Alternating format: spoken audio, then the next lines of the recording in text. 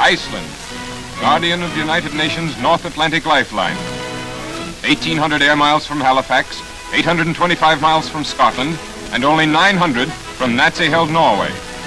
To this subarctic island during the summer of 1941 came the vanguard of an American expeditionary force. This film depicts Iceland as it looked between November 1941 and early spring 1942. Protected by a long spit of land, forming a natural breakwater, is the outer harbor of Reykjavik, Iceland's principal city.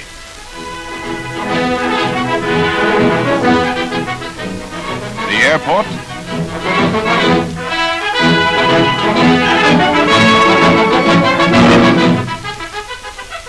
the city,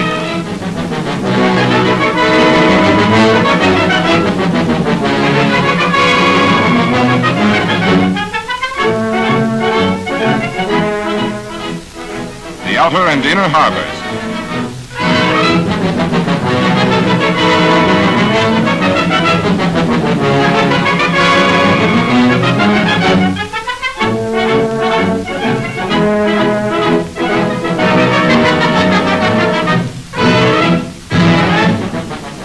Because of limited docking facilities and the lack of deep-water piers capable of accommodating the larger ships, the discharge of cargo is delayed for weeks at a time. In many cases, ships are compelled to wait in the outer harbor as long as 7 weeks, and in some instances are ordered home fully laden.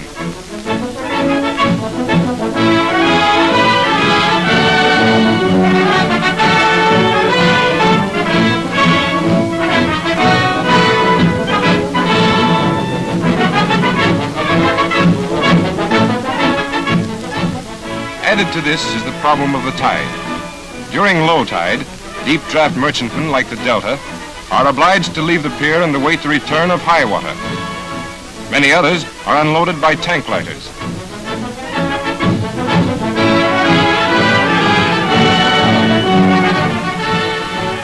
This entire congested area offers a highly vulnerable target for attack. Since the port at Reykjavik is the only port in Iceland, all supplies and materials must be distributed throughout the island by trucks traveling over spongy, unimproved, one-way winding roads and over narrow country bridges. The United States Army is laying better road beds and is widening and strengthening the bridges to permit the passage of heavier trucks and tanks. The ice-free fjords, Hvalfjord and Eyjafjord, if extensively developed, could serve as auxiliary ports and relieve the unloading and distributing problem that now confronts our armed forces in the island. The Naval Air Station in Skirifjord, showing the bomber squadron.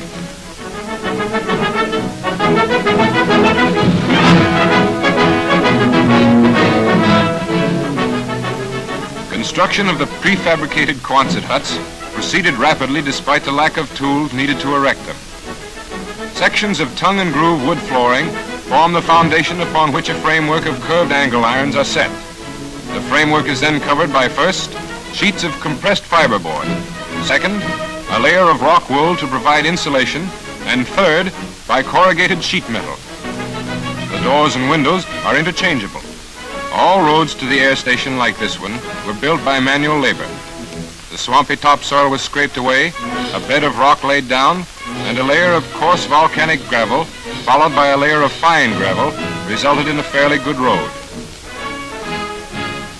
While the construction of quarters was underway, the members of the bomber squadron, when not on patrol, dug and built 10 sandbag-protected gun emplacements.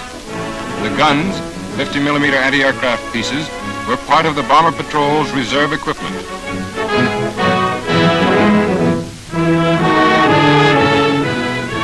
The completed camp awaiting official inspection by Admiral Kaufman and his staff.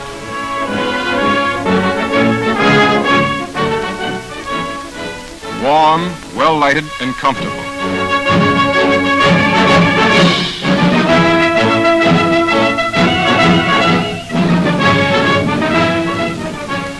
The old galley and the new.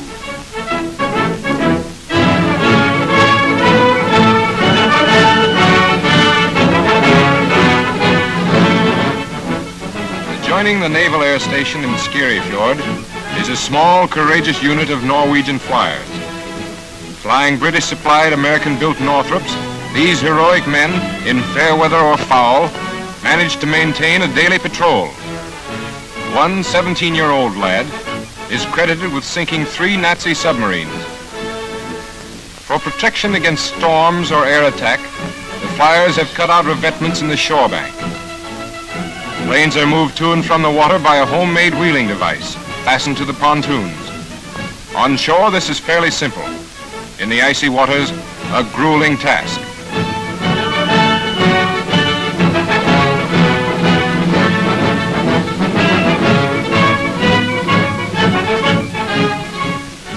The Reykjavik Airport, a well-developed airfield for land-based planes on the island.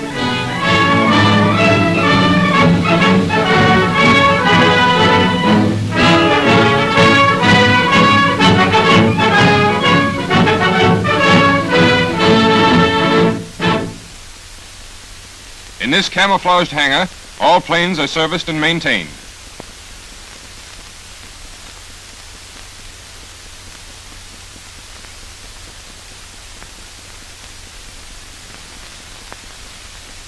Besides the field at Reykjavik, there are 4 other land and sea bases. At Kaldadanes, a 2-way, well-improved field capable of repairing and supplying all planes. At Hornafjord, a 2-way land plane field with no supplies. At Budereri, an ice-free seaplane base with limited supplies. At Akureyri, an ice-free seaplane and land plane base. Thingvallavatn is a volcanic lake, ice-free and fog-free, which in an emergency can serve as a landing base for seaplanes. Plans call for a field to be developed at Keflavik and in other suitable areas throughout the island. But the principal burden of patrol rests on the Navy's PBYs, moored in Skerryfjord.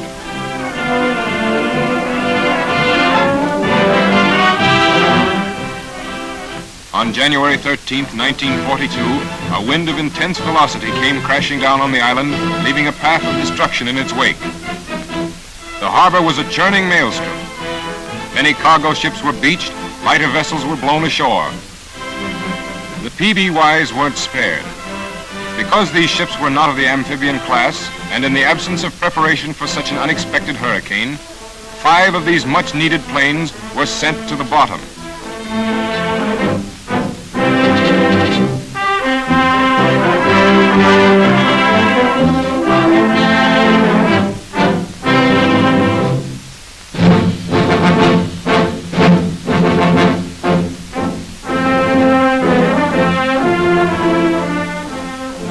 Abated.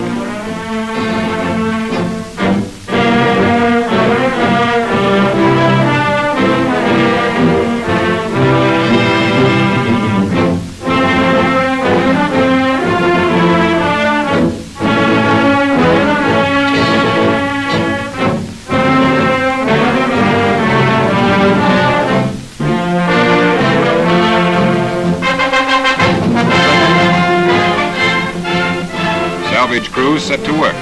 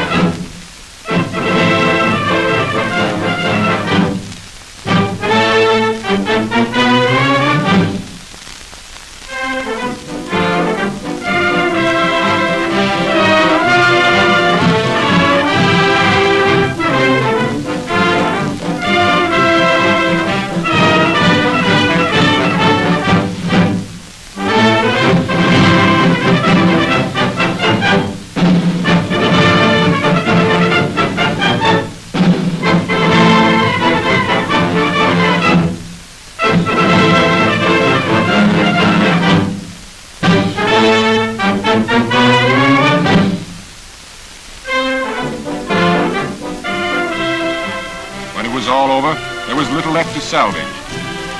Only one amphibian, secured ashore, withstood the gale. A few days later, amphibians arrived to replace the PBYs that were lost. This disaster will not occur again. Organized communication with Greenland and other meteorological stations has been established to give ample warning in the event of an approaching storm.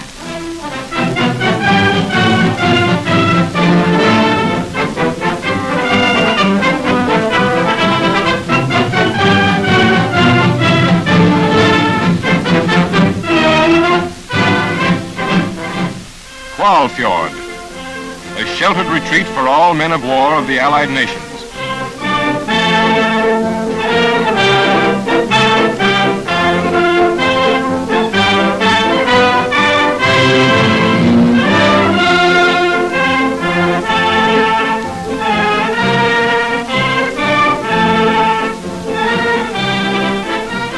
Protected by lofty ice peaks, this deep fjord provides a haven for naval vessels of all classes while refueling and undergoing minor repair.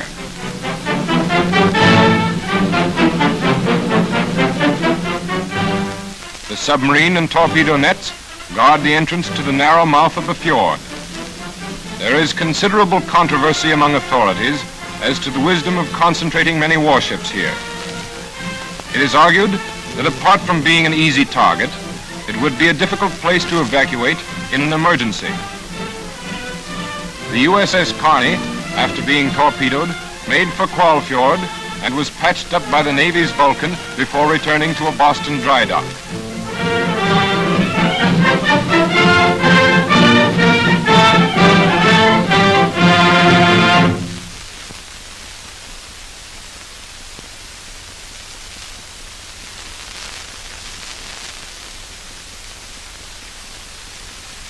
Our camera crew, dispersed on many vessels of a convoy, proceeds toward Halifax.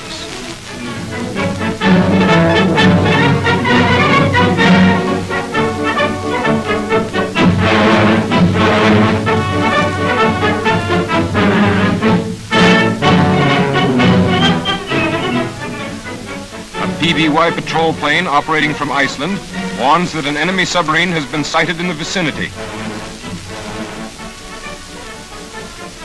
An alert is given. All hands to battle stations.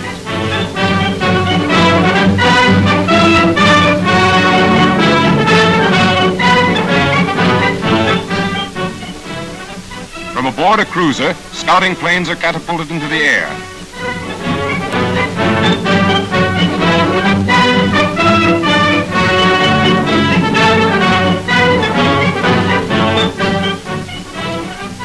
A destroyer, taking direction from the scouting planes, drops its deadly ash cans and hits its mark.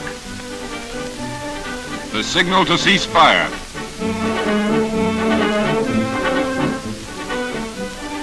In the wake of the cruiser, a smoke bomb is dropped. This indicates the direction of the wind and assists the scouting plane in landing in the turbulent waters.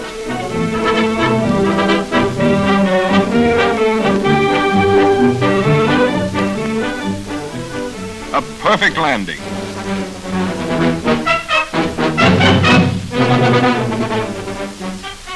Note how the pilot drops the hook in the tow net.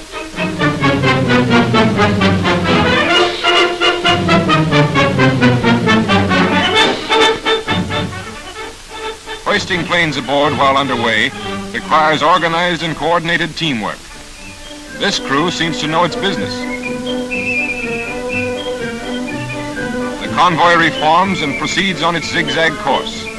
Again, a patrol plane appears overhead.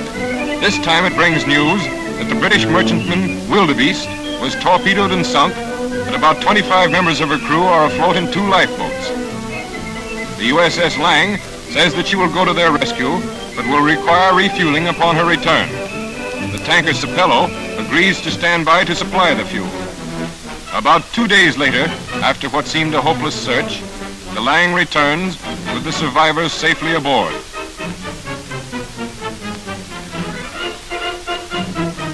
The refueling operations begin. A ticklish job when done under favorable sea conditions. This was particularly difficult because both vessels had to keep moving. These waters are sub-infested.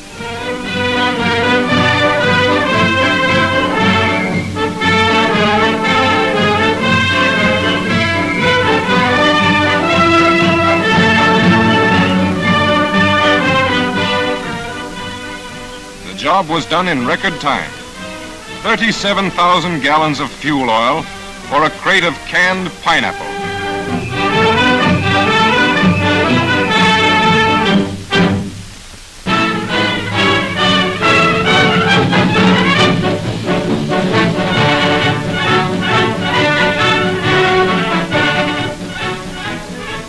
Thank you, Sapello. Well done.